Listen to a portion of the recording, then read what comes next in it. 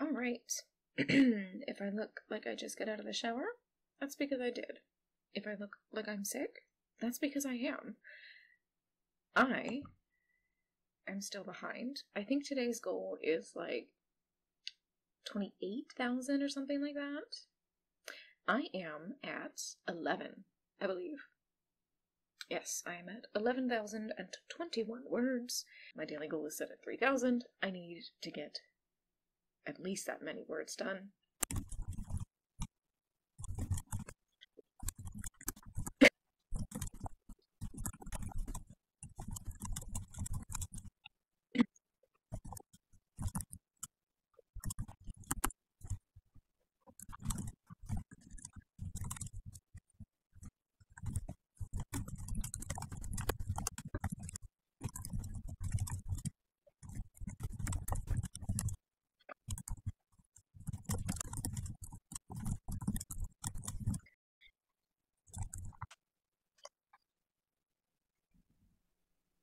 This is not gonna just flow out, and that's...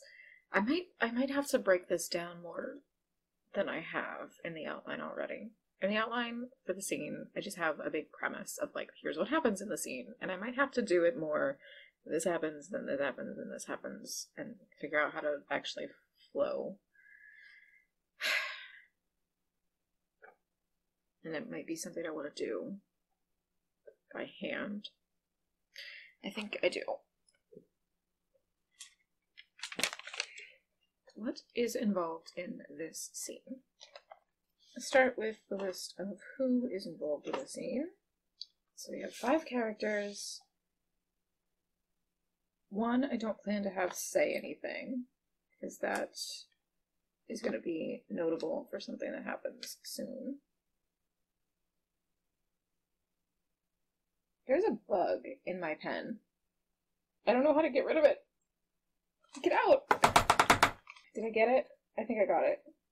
Fucking ant in my pen. Alright. So, all 4 of the other characters are going to have to play a significant role. Let me go through. The primary hostility comes from number 3.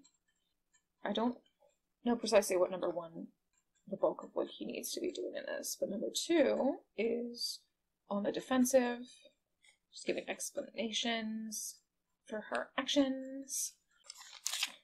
Now number 3 is the driving force behind the conflict.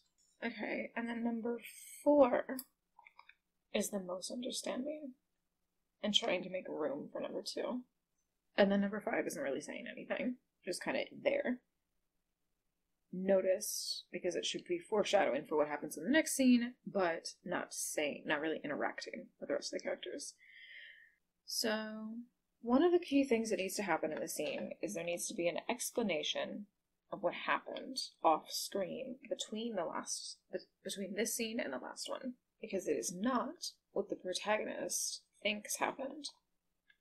So, the second part of what we need is the reveal that a secret that she thought had been revealed already actually has not been. They don't actually know what's happening. There's a misunderstanding. So once she realizes what's happened, she has to decide not to tell them the truth and just let them live in the misunderstanding and think badly of her for that, instead of the other thing, the truth, which she thinks would make them judge her even more. So then, from there, once she makes the decision not to clear things up, because she thinks clearing things up would just make it worse, then we get into an argument, then we get into the part of the scene where she has to argue in favor of what she did, without providing the context for why she did it. So, how do I want that to play out? It would have to be that explanation of her actions appeal to character 4, who agrees with her, but doesn't really defend her, because that particular character thinks that the friend group is going to fragment more if she really defends her. instead of like really defending her friend, she's just trying to kind of keep the peace in hopes that they might come back together again in the future. But I want the silent character to kind of be figuring out what's going unsaid in the scene, so there also needs to be enough breadcrumbs for him to be doing that. So, what does he need to know to try to figure it out? Let me see if I can jot down the key clues so that I can make sure to sprinkle them into the scene. So he figures out what's being unsaid, figures out what she's not saying, or at least suspects it. Okay, so there should be like, I think he only needs to know 3 things, and he should already, well, should already know 1 of them. 2 of them. So the scene really only needs to clarify the 3rd thing. So, let me put it this way. Let me type this one out so I can actually get this down faster, so I can get it on the page as fast as my brain is trying to go.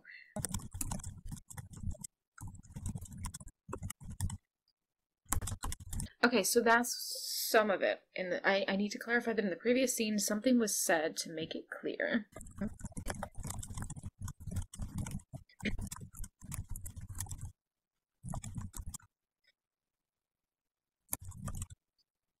I can either have the character figure out all of it, which would require either a small jump in logic or a piece of the puzzle that I'm not putting my finger on just yet, or I could have him figure out most of it, and then in the revelation scene, which is, when's that going to be? Next chapter? Yeah, at the end of the next chapter, he can clarify that, like, I figured out most of this already, but like the exact context I didn't figure out. So, which do I want to do, though?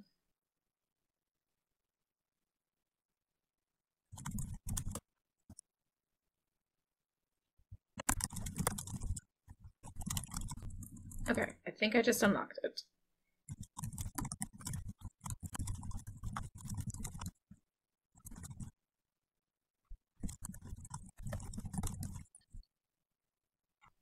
Okay, so that's an interesting thought. I think I might have put my finger on a very key element of the scene. And if I go this route, I can actually have him say something. I think that works really well, because it really feeds into the emotional reality of the misunderstanding, where they're actually mad at her for what she did, but she thinks they're mad at her for what she found out. And so I think I can use this character to feed into specifically alluding to what she found out. I think that works best. I think that really fixes some of the context. Okay, so this character figures out what she's not saying and asks an important question. Okay, so let me jot this down on here.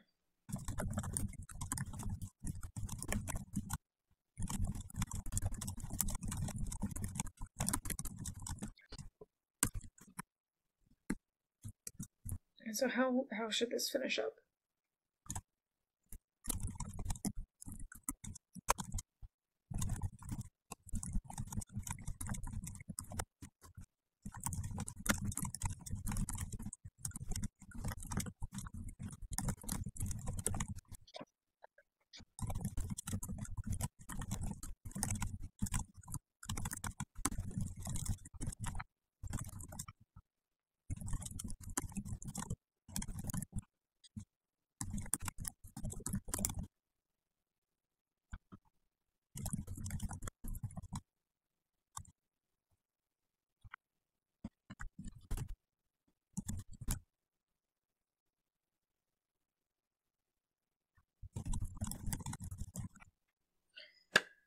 And then, because I'm going to have, like, the love interest character be really mean in the scene, honestly. But, for a very good reason, he reacts extraordinarily badly but in a very character-driven way, he would react that badly. But I also need to, in the scene, clarify for the reader what's, despite him not being the point of view character, clarify what's happening in his interiority so that it doesn't come as, like, why is he acting like this? Like, no, remember, this has happened to him in the past, and this is why he's, yeah. So, how specifically would I do that?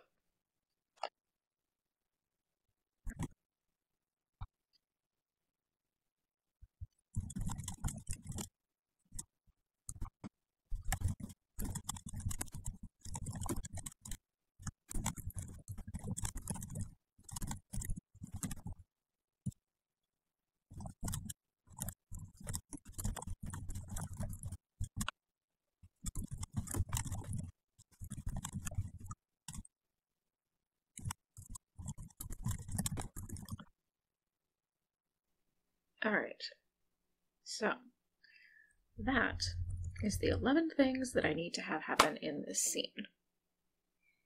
Let me go back to my premise, make sure I didn't forget anything. So that's what I need to have happen.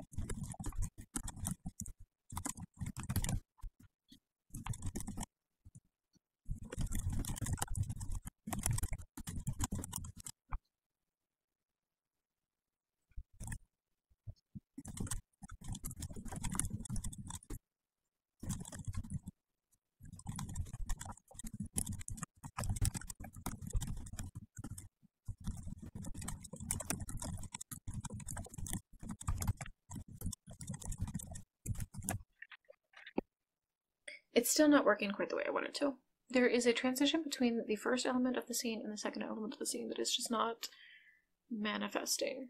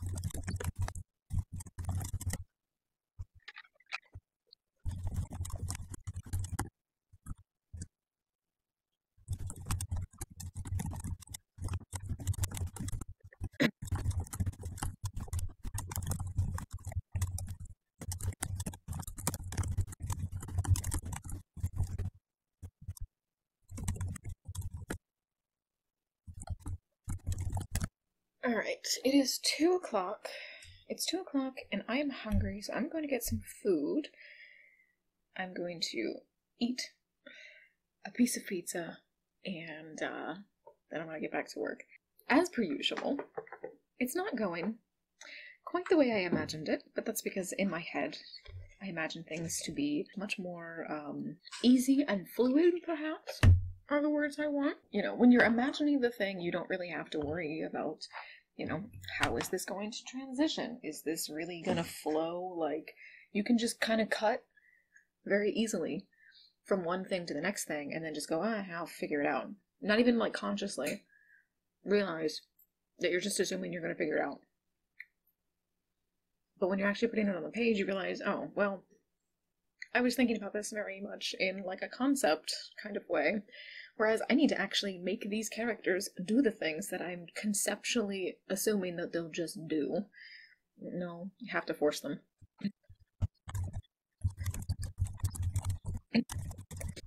Because from a reader perspective, what you really want from the scene is for the love interest to be doing the most of the talking. And so as I that's not happening. It's another character who's doing most of the talking and creating extra conflict.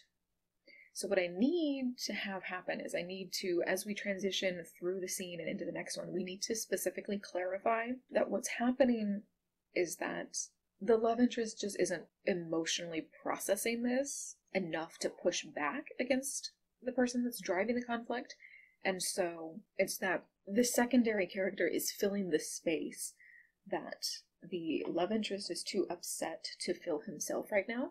Not that he's not upset, but that his upset is manifesting very differently.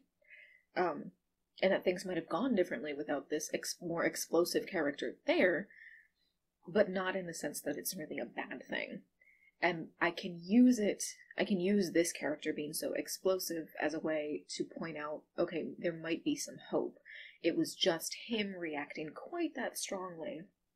And so I need to make sure that I at least mention that as we move through the back half of the scene.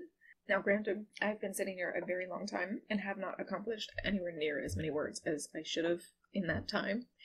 But this is a very delicate scene, and if I hadn't sat down, hi baby, if I hadn't sat down and really very beat by beat planned it out, I don't know what the fuck it would have turned into. It might have been fine, but, you know, I definitely think it's better unfolding it more deliberately than just, like, knowing what I need to be in the scene and then just hoping I get there. So it's not quite, it's not quite the way I imagined it playing out. But I think it is just about the best possible outcome. And, you know, when I go back through it for editing, there may or may not be some things that need to be minorly and or majorly tweaked. We will see. But as a first draft, I'm fairly pleased so far. There's always like this element of disappointment when something actually ends up on the page. Because as it exists in your head, it's very visual, but it's also very emotionally resonant. It's prescribed a bunch of meaning in your head that, like, you want to put into the reader's head, but you can only put so many words on the page. So you kind of just have to do your best, and then the reader's own brain, own imagination, has to kind of fill the gap. And sometimes that doesn't work. The best you can do is just, with your diction, try to use very leading words to put specific emotions in mind, to prime them to interpret it similarly to how it exists in your head. But it truly just does come with this kind of, like, catch-22 melancholy thing of, like, well, I finally wrote it. I did the best I could, but I still feel like it's not perfect. And it's never going to be. You can't perfectly put down what's in your head on the page. You just can't. And there's nothing inherently wrong with that. It's what contributes to, especially written fiction, being so nuanced and interpretable. The reader fundamentally brings their own interiority to it, the same as the author brought theirs. Because while the words are telling the story, what they're really doing is projecting the story into your imagination. Which, granted, does bring up a certain confusion for me of how do people with, what's it called? I can't remember the term. How do people who don't imagine things visually experience fiction. That I'm very curious to hear about. Alright, fed myself, fed the dog. I want to double check how much I have written today. 12,870 words, 1,850 of which were done today. That is not exceptionally promising for having worked for 2 hours, but we got this. I am 60% of the way done with my daily goal. Let's finish this shit.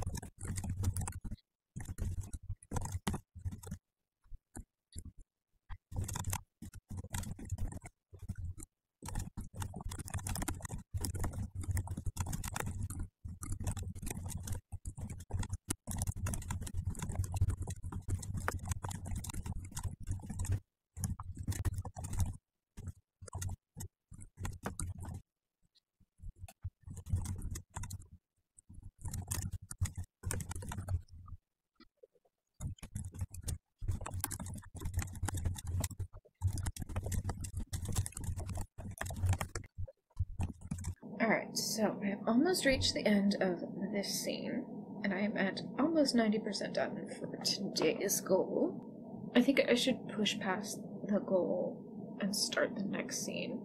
You never really want to stop at the end of an actual scene. You want to keep using the momentum you've built up to begin the next scene, so that when you stop, you kind of stop in a place where you're going to be able to pick up momentum more easily than just coming back to, okay, I finished that scene. Finishing the scene up. Well, and then I'm also going to take out that section of the outline, which is going to set back my word count anyway, so definitely going to start the next scene.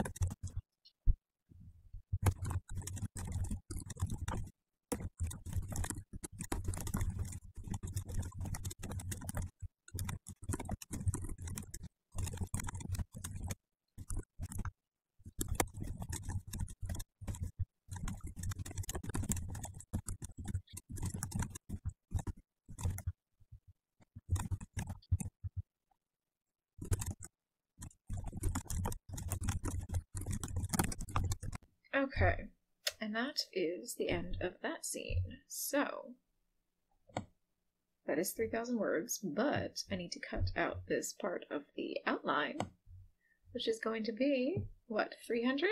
500? 400. So I am now set back. But, despite what I just said, I feel like that actually is a good place to fucking finish. I should continue. I don't want to continue. Well, let me see how many words I've actually done today. 2,781. I guess I'll start the next scene anyway.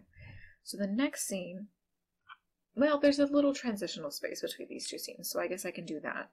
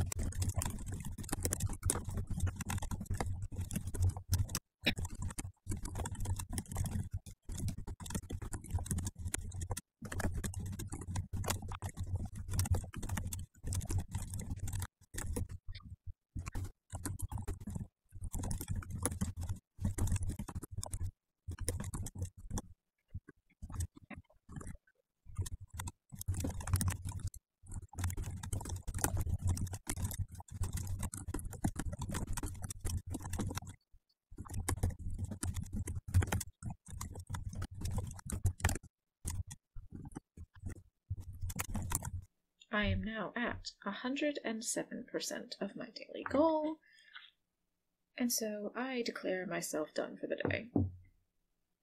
Let me do a quick double check. Let's see exactly where I'm at. I'm at 14,255, so let's pop that into the progress. I feel like I accomplished something. Finished a big scene. Very pivotal, very emotional. Got it done in a way that I think actually works. So I have one more scene to finish up this chapter, and then I can move on to the next one. Like I said before, I am marching towards the climax of the story. Because I had to split this chapter in half, I am further away than I'd like to be, but I'm pretty pleased so far. So that is me done for today, and I'm going to be back very soon with my next writing session.